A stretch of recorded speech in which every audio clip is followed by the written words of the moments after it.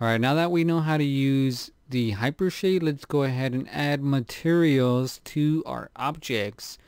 So first things up, let's talk about Maya materials. So if you click on Maya, right here you get all these shaders, right, that belong to Maya.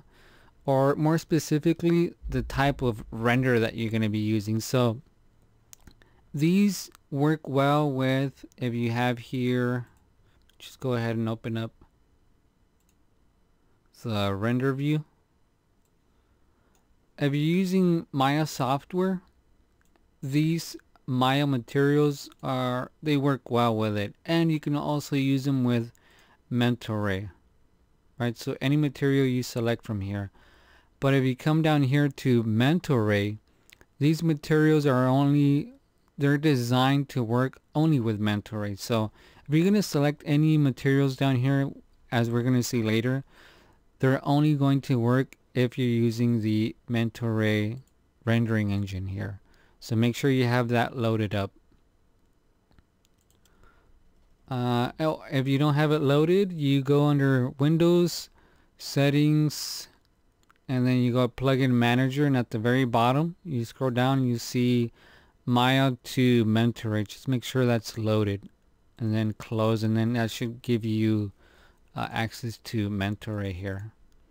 Alright, so to add materials, let's go ahead and look at the types of materials that we have. So right now, let's start off with anisotropic. And what does this one do? Let's go ahead and add it on. So this one is kind of, this little white area, people usually call it like a hotspot.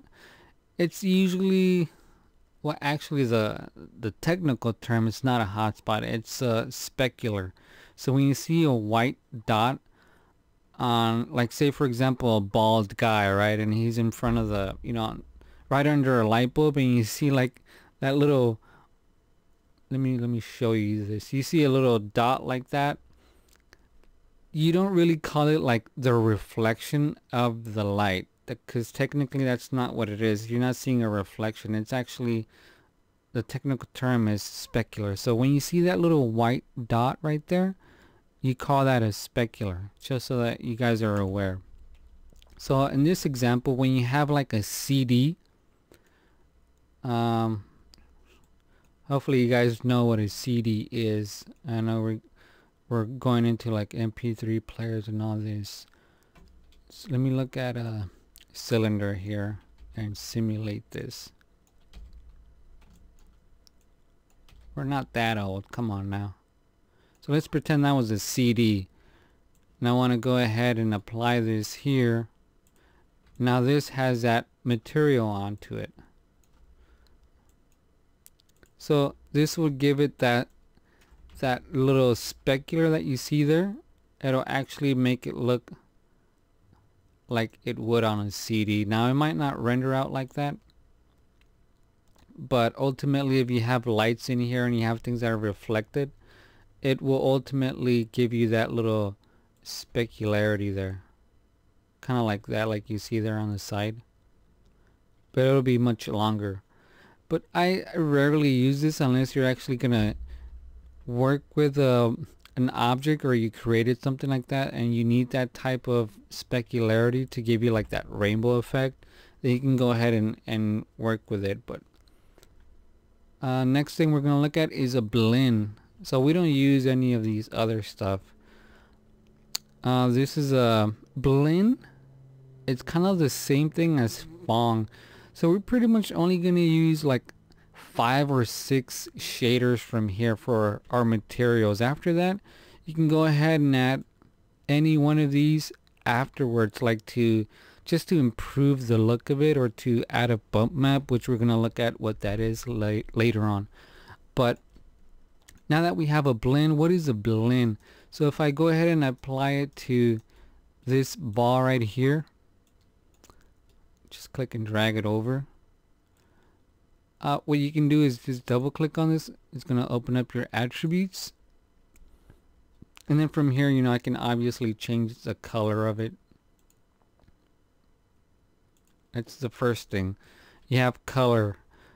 If the window did not open up, you can also press Control A. That will give you your attributes, and then select the object with that material. And then sometimes if you have, like if you did a lot of changes to the model, like you move vertices, you're gonna have a whole lot of little tabs up here. You're gonna have to, you'll see a little arrow here, you have to scroll through it just to get to the end where it says blend. So that's how you access that blend, and then you can change this to like whatever name you want. Alright, so I'm just gonna use a capital there. And then from here, once you change the color, you have transparency. Now every material should have this, like the Phong, the Blend, or the Lambert will have this. This ambient color is kind of like, if you have lights here, it's a way of cheating it. I usually never touch this. So if you have lights in here, it's the light that's coming off and bouncing and hitting an object. That's like ambient light. It's kind of like the light from the environment, but it's sort of like the light that's bouncing off from objects here. So that's kind of like you're cheating it. You're saying this object is receiving more light from the outside, like things that are bouncing. And the reason why they have this is because it's kind of like the opposite. It's the complete opposite of incandescence. So incandescence is light coming from the inside of the object shooting outward. For example, a light bulb. If you're gonna have a light bulb here, let me make this a little bit less yellow. This would be like it's light coming in from the inside and it's shooting outward. So this would actually shoot out light onto the ground just a little bit. So that's pretty neat. Like if you ever need to make light bulbs or whatever, I'll usually bump this up just a little bit. I mean, not too much. You don't want to blow it out too much and then it just looks bright white. Alright. Bump map. That's something that we're going to talk about a little later on, once we get into these cubes here. But bump map is essentially a way to, I would say, cheat Maya into thinking that something is bumpy. It kind of has it in the name, so it's a little bit of extrusion, but it doesn't really extrude it. It doesn't move anything. The object stays smooth and flat, like say for example the ground. We can cheat it to make it look like it's bumpy. So those of you who are familiar with Photoshop, it's kind of like adding a bevel emboss. So you know when you add a bevel emboss, it just adds like this little highlight, like a white line around the edge and a black line, so it makes it look like it's popping up in depth. That's what the bump map does. Okay, so we'll look at that a little bit later and I'll tell you how they work. Diffuse, it's again sort of like kind of like incandescence, but not really. It's just the light that it's giving off. So again, I never really mess with that. The only time I really bump up the ambient color or the diffuse sometimes is, for example, if I render the eye. Say for example the eye was obviously white, right? And for whatever reason, sometimes when you render this, the white looks like very light gray. So what I'll do is I'll come in here and I'll bump up the ambient color, and that'll just make it more white, and it'll just remove some of that gray, so it doesn't look like your character has a gray eye. Alright, so you can do it with that or diffuse. It'll just brighten it up a little bit better. Translucence. Now this is kind of like, for example, when you say for example you picked up a leaf from a tree and you hold it up against the sun. Now the leaf, because it's so thin and it's kind of like organic, if the sun is like really bright, you can see some light passing through it. So it's like really dark green when it's in your hand, and when you put it up to the sun, it turns almost yellow, you could say, because the light is passing right through it, right? And so that's what we call it translucence. It's the ability that something, even though it's like a solid, there's a little bit of light going through it. It's like you can almost see through it, right? But it's not transparent. It's just light having the ability that the object will sort of let the light pass through it. That's as best as I can explain it. So the leaf example, it's the best one. And then the depth, obviously, how thick is your object that you want to allow the light to pass through, and how much light will push through. So you can mess around with that. I rarely use this. I never like render out realistic leaves and things like that, so I don't really use that. But they're there for you. Okay, now specular shading. That's what I was talking about. That white spot that you see there. You can see when I move it around, it stays there. So this is how you mess with this. So you can make it bigger or smaller here. And then this is like how smooth do you want it, like kind of like a spotlight when you have that little soft edges. So usually the only time I mess with this is like, for example, on the eyeball. You want that little specular to be a little dot like that, and I don't want it too soft. I want it like hard edge. So I'll increase this roll off, make this smaller, so then that gives you that little tiny specularity in the eye. And then you can even make it transparent, and that will stay there, right? So that's pretty neat. And then obviously you can control the color of that little dot. So if you want to, for whatever reason, add color to it, you can change the color of it. All right. Reflectivity. So this is, remove the transparency. This is actual reflection. For example, like a mirror. Now here's something that you need to sort of remember. When I was starting off, I was like, how come I can't get a mirror? You know, I'm trying to make my own animation, and the character is looking at himself in the mirror, and I can't get a reflection. And I'm rendering using Maya software, and I'm like, how come I cranked up the reflection? You know, I have that sphere there, and I don't see a reflection on it. Like, I don't see this other sphere being reflected here. And the reason for that is because Maya software does not render reflections. Maya software is kind of like, it's kind of cheapy in a way. I mean, you can get good lighting, good renders if you spend the time on it. It's sort of like when I was in school, we would use Maya software just because, you know, we specialized in character animation. So the teacher just wanted to see the final animation with some lighting, you know, some materials. So I would use Maya software. But then when you go into you get into production, into, you know, video games or film, you pretty much only use Mentor, and that's the only thing I've been using like ever since I left school. So I've never used Maya software like ever. All my animations that I do now, it's always Mentor. All right, so I highly recommend that you stick with Mentor. Now Mentor can give you like photorealism, but it takes a lot of work. So right now I'm just going over like the basic stuff, but now that I switched it to Mentor, you can see now we see the reflection right there.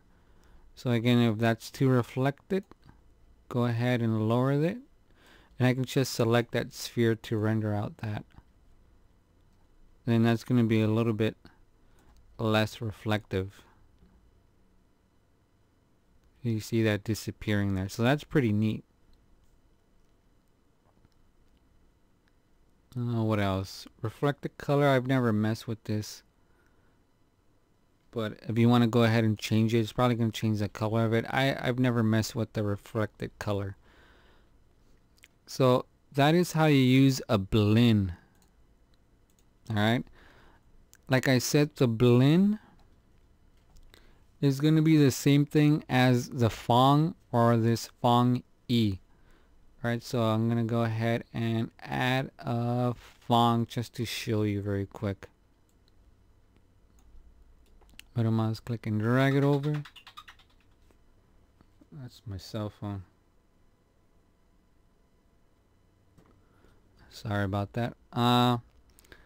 So again, you have the same attributes. You know, once you understand one or two of them, they're all pretty much the same. So you have color, you know, you have transparency, same thing on all these. And except down here for the Phong, you don't have so much control on the specular. So again, you can just control that. Alright, you still have the color. You can remove it if you don't want a specularity. You just make it black and that'll just disappear. Here again, reflectivity. You know, you could make it very reflective. Go ahead and render this. Pretty much the exact same thing, right? If you want a chrome effect, I typically make this black and then just bump up the reflectivity all the way up, and that will kind of make it chrome. But the reason why it doesn't look chrome is because chrome, you could say technically is not a color.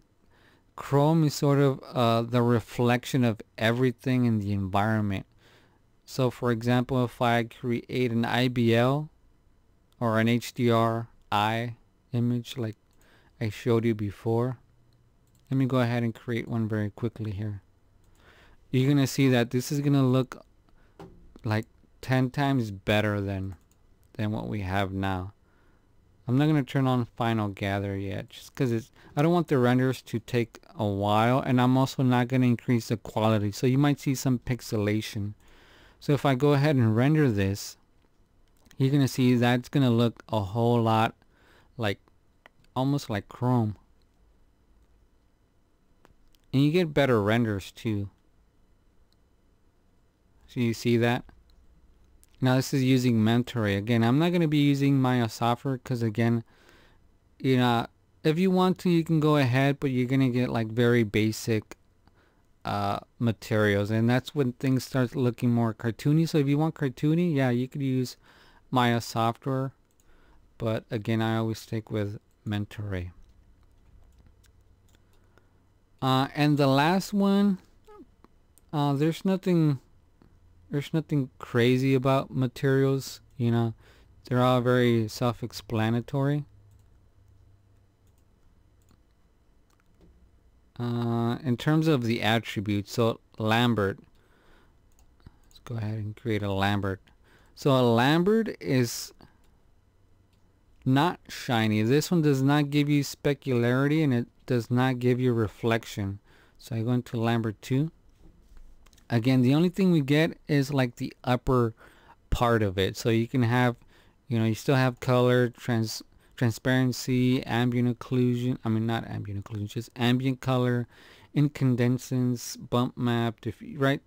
But you don't see specularity or reflection. So this will be flat. No shiny, no nothing. So for example, if you were, say you had a fence made out of wood and you don't want it to be reflective, obviously, or you don't want it to have a little specularity, because typically wood, it's not, I mean, I'm sure it has some properties that are reflective, but overall it's not reflective. So you can use something like this, and then you can change the color of it, right? And so then this would be your brown fence made out of wood, right? It's a little bit dark, so I'm just gonna go ahead and bump this up to 2 and re-render that, just so you can see the materials a little bit better, right? So that will be those materials, and that's pretty much it. in terms of what materials I typically use. Now you can go ahead and experiment with all of these. Again, Phong E, like I said, it's the same as Phong or a blend. So just double click on that Phong E, and you know, it just gives you what, like one more attribute here, roughness. So you can roughen up the specularity. You know, it's nothing different. Everything up here, common material attributes. And then the only thing that changes is down here. Now, something that I occasionally use, like for example, when I did the, what animation did I do? The Star Wars, like versus Pixar or something like that, right? On the lightsaber, because the lightsaber is kind of, it has this glow. So if you select your material, any material that you select, your blend, your Phong or your Lambert, you go down here to special effects and you'll see glow intensity. So if you increase this and you render it, you're going to see a glow. Now the glow gets applied after it's rendered. So you can see there's no glow right now as it's rendering, and then boom, right there at the end, it'll add that glow to it. And you can obviously go all the way up to like 1. It's just going to be very, very intense. It's probably going to look blown out. So like I said, you're not going to see it right now until the very end. So there you go. It's like very, very blown out.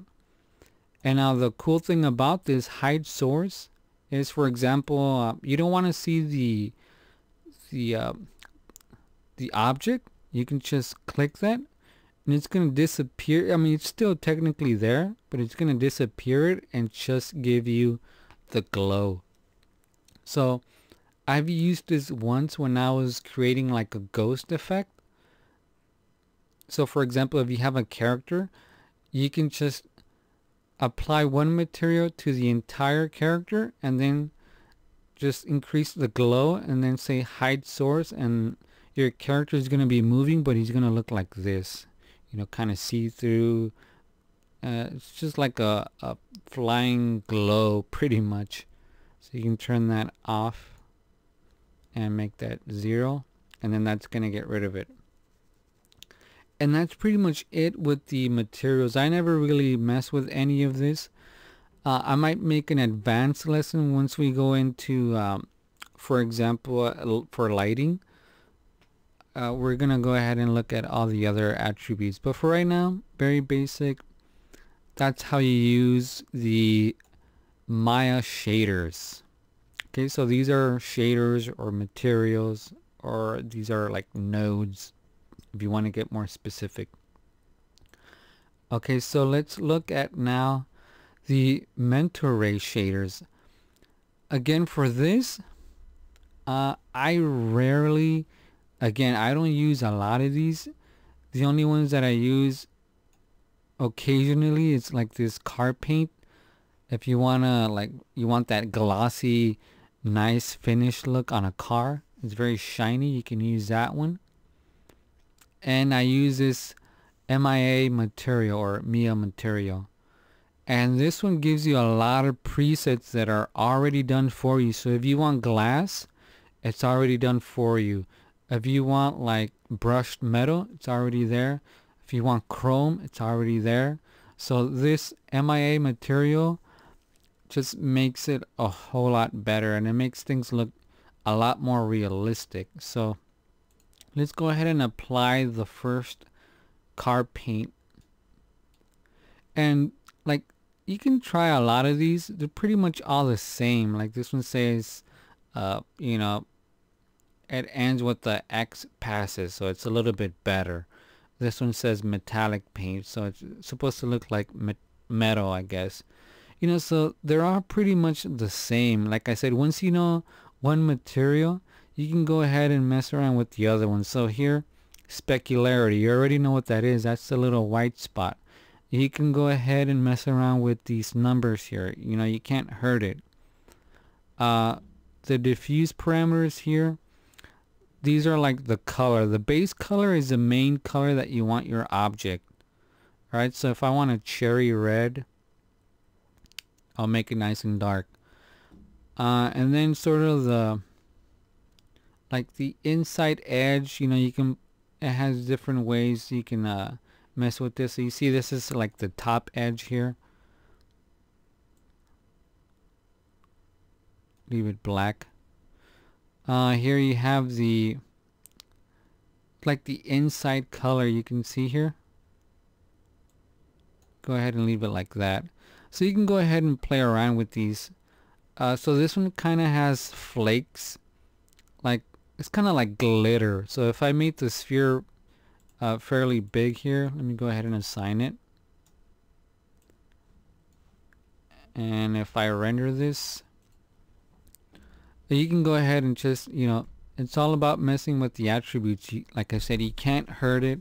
If you mess up, just go ahead and create a new material and just reapply that one and delete the old one. So there you go. This is like this would be your car paint, nice and glossy and shiny. And again, you can see the black one, this edge color. See, it's kind of black out here. And then you have your lit color, which, you know, you can go ahead and mess with these. That's going to be your edge. I think it's going to, let me see. No, it's not that one. Well, this one, there's one that I kind of liked. So I'll make this one red. And that kind of makes it look like it's backlit. So you see now, instead of being black, you see that little rim? It's kind of like it's backlit. I kind of like that look. So that's one way. You can sort of fake things by changing the color of it here. And again, you just go ahead and play around with these. I don't want to spend too much time on it. So the next thing is this Maya material. So if I go ahead and I'm going to replace this material, I'm going to delete it and then assign that one. So with this one, let me double click on it, make sure I'm on the material here, on the attribute. If you go up here, you can mess with the color here and everything, right? Just like everything. Pretty simple. Reflectivity, glossiness, like how shiny it is. Refraction is kind of like when you look through a glass and things look distorted. That's kind of like refraction is. But the cool thing about this material is that if you go up here where it says right under focus, you see presets. You click on that and you get all of these materials preset for you. So for example, you want chrome, just go ahead and say replace and then just render that, and it's already gonna look chrome without changing anything, right? And that already looks pretty good. Now if I bumped up the quality, you wouldn't see all these little pixelations, but like I said, I want the render to go fairly quick. You have copper, kind of like this, like a copper pipe, I guess, right? And again, you can come in here and if these things look kind of jaggedy, like almost blurred, you can increase the glossy samples. Anytime you see samples, that's kind of like the quality of it. Alright, so let's go ahead and skip some of these and just go into like glass. Let's look at thick glass. So this is pretty neat. If your character has glasses, you know, you can go ahead and make them like thick glasses, thin glasses, or you want it just like a mirror or just a thin window. You have a Pro Finish rubber. This one's kind of like brushed metal. It's kind of cool. So you can go ahead and play with the presets here, right? So again, you increase the samples, but it's going to increase the render time. And that's pretty much it. Using the Maya materials and the mental ray. Now I'm going to get into I'm gonna go back into the Maya materials, but I'm gonna show you now. Maybe I should do this in another lesson so that I don't spend too much time on this video. So I'm gonna cut it short, and in the next video I'm gonna show you what a bump map is, how to use it, how to create one, and then a normal map, just how, like the difference between them, because I know you guys hear a lot of these words like add a bump map, add a normal map, add a displacement map, and you're like, what's the difference? What are they? What do they do? So in the next video I'm going to show you what they are, not necessarily how to create them, but at least you get the hang of like what they are and how they're used. All right, so that's it, and I'll catch you on the next video.